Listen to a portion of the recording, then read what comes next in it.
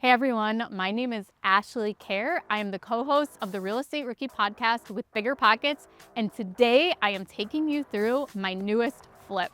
In the past, I have done a couple flips, but with an experienced partner, and this time I'm doing a flip on my own. So this flip is located in Tonawanda, New York, which is outside of Buffalo. This is a completely new market for me also.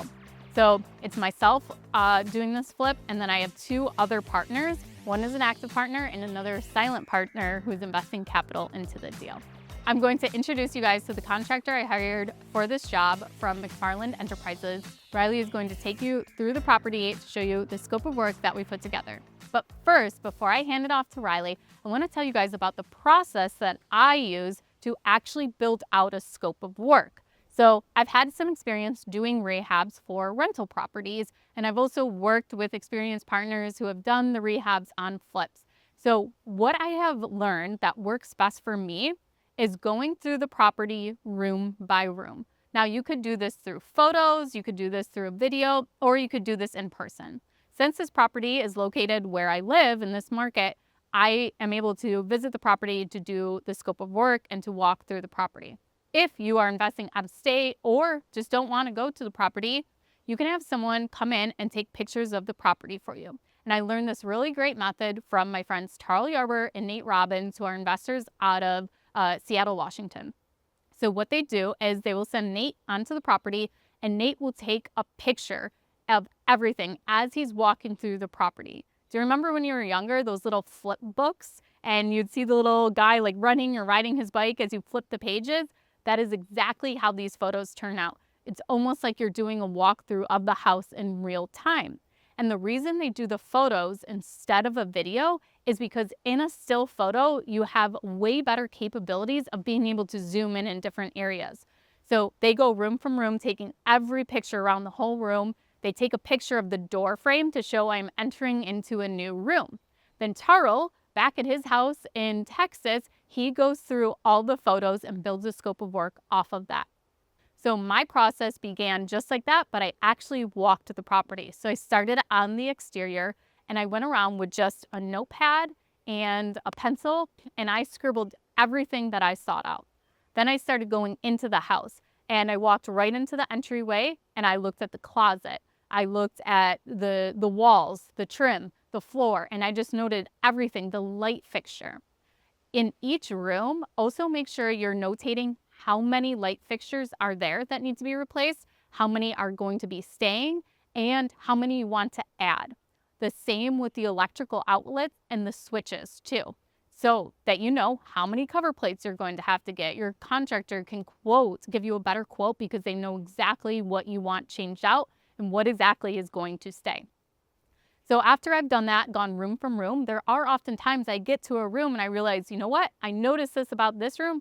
I have to go back to another bedroom because I didn't notate that, and that's okay. That's why you're using pen and paper so you can quickly scribble, cross things out, and add more things to each room.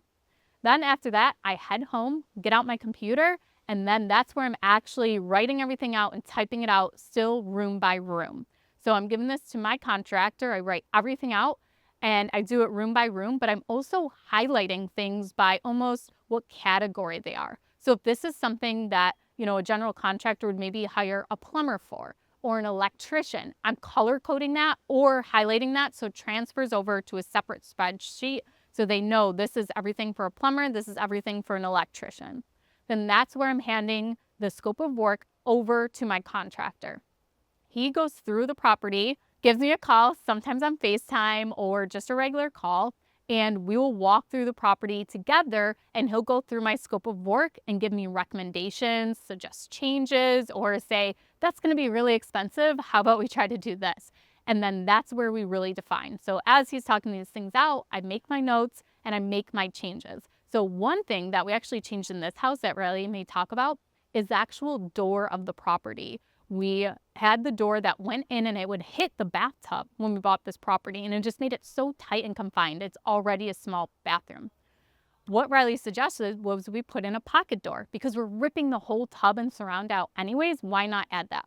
So that's the value in having a contractor do the walkthrough after you build out the scope of work, to do that scope of work together, so that you both generate great ideas to make the space more efficient, more effective, and also cost effective as an investor. So after Riley does that, he builds out what the actual estimate will be. And he'll kind of divide things up as to, okay, here's the estimate from the electrician. Here's what you'll be charged for painting, for flooring. Then he'll also do some rooms. So for example, he gave me a bulk price of this is how much it's going to cost for the bathroom, $7,500 for all the labor for the bathroom, okay? So I, for this project, asked for a quote that was just for labor. And what I'm doing in this situation is I already have an idea of what materials cost. I already know what a vanity costs. I already know what the tile is going to cost, and I'm gonna be the one picking it out. So in this situation, I'm giving Riley my credit card, and he's gonna be purchasing all the materials, and I'll be paying them directly when I pay off my credit card, okay? And he's just giving me a quote for labor. So we'll give that to you guys. We'll show you guys our scope of work, and we'll also show you guys Riley's estimate and how he broke it down for me. That was enough for me to be able to say, okay, yes, approved, approved, approved. And now we're moving on to our project. So I hope you guys enjoy this video as Riley takes you through my first flip on my own. I actually really like this house that Ashley bought because from the exterior, it's in really good shape. It actually fits the neighborhood very well, and there's some very minor things that we can do to maximize the curb appeal. A couple of those things would be just to upgrade the landscaping, the house numbers, the fixtures, give it a good cleaning. Just a few low-cost items are gonna really make this house look great. So one thing Ashley actually did for me before I even stepped foot in this house was she prepared a scope of work for me. And she's very detail oriented, and she put it in Excel so that it goes per room. Now, I do it a little bit differently. This definitely helps me because it tells me exactly what she wants to do and how she wants it done. But I do it a little bit differently. Instead of per room, I actually do it in different categories, such as electrical, painting, flooring, hardware, kitchen, bathroom. It makes it a lot more easy for me to estimate that way, considering when I build out my scope of work, I'm actually only charging Ashley for the labor. She's responsible for the material on this job, so therefore I just need to figure out how long it's gonna take me and my guys to complete the work. All right, so since this is a flip, we're trying to save as much as possible on this to maximize the profits. Ashley has this scope of work set up from the moment you walk in, then all the way flowing throughout the house. So some of the things that we're gonna do, we're gonna save this floor, we're gonna paint the doors, upgrade the hardware, and then some light fixtures. Very simple stuff, very cost effective, and bring this house, more modern touches. As we first walk in, we have the living room here. She wanted me to refinish all these hardwoods. And upon coming in here and taking a look at them, actually these are in really good shape. So we're gonna leave these, we're just gonna polish them and buff them up, and they'll look just as good as new. One thing that I did notice that's actually an issue with this house is the electrical. This is all just two-prong electrical, which means that it's ungrounded, and you can't replace this with a three-prong. So you'd actually have to use an adapter, which would be a total pain, and a big red flag for anybody trying to buy this house. It would turn off a lot of prospective buyers. Normally, that would be a very costly endeavor to replace all this wiring in this house. However, I do have a hack, if you will. It allows you to install arc fault and ground fault breakers at the panel, which then essentially allows you to ground the entire circuit. So most inspectors, depending on the municipality, are okay with doing that. That's a way to upgrade your electrical and make it safe. Another thing that could add significant cost to your flip is actually tearing out and replacing all these moldings. Nobody really likes this color molding anymore, the stain moldings. Everybody wants white. However, if you treat these properly, pre-treat, prime, and paint these, they come out really nice. Then we can upgrade all the hardware, and you get that nice updated look without having to tear this all out and buy new millwork. And now we're in the kitchen, which was already previously gutted. This is the condition it's in as I come to the project. Ashley already had it designed. The kitchen cabinets are actually already in the garage. This is obviously one of the most expensive rooms to do throughout the entire flip, but minimizing the amount of cabinets that we have to buy, creating a nice open layout, she's gonna get a lot of bang for her buck when we update this kitchen. All the bedrooms are actually pretty small in this house. So one thing that I like to do to make them feel bigger is I go with a very light color on the walls. I actually paint every room in the house the same color as well. That just gives it a nice uniform look throughout, bright and fresh. Then again, when we paint all this trim, that nice bright white, it's gonna make it pop in here. These ceilings are very discolored for how old they are. So when you put that nice fresh white coat of paint on them, it's gonna really brighten these rooms and make them feel bigger. And here we are in the main bathroom. Again, this was gutted prior to me coming, which is also very nice for me to see what kind of space we have to work with. Here we're gonna take out some of this wall to make a bigger space for a more standard vanity. And then over here where the shower is, we're gonna move the plumbing to the right side of the wall. It was on the side and it was very awkward.